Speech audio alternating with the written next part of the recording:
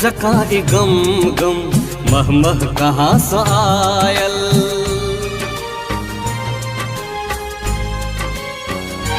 हो चानन जका गम गम मह मह कहाँ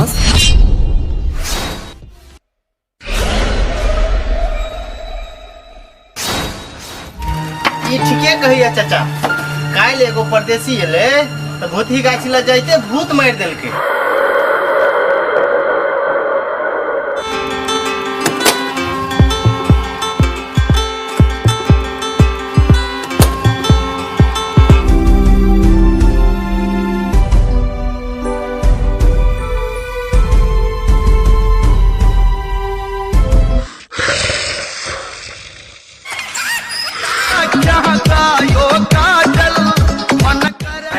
भिन्सरे के एक में कदरा लग छ कोनो नया समाचार लगाब।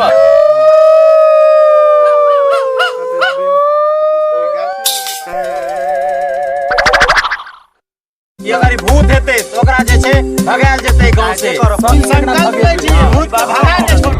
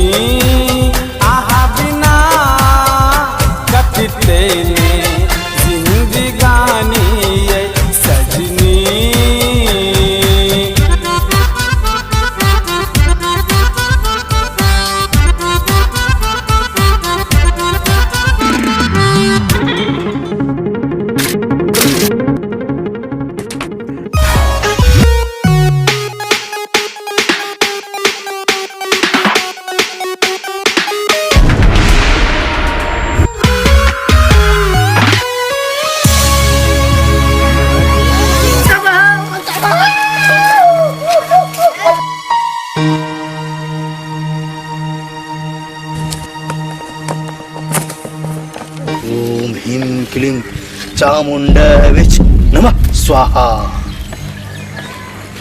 ओम ह्रीं क्लीं चामुंडा नमः स्वाहा।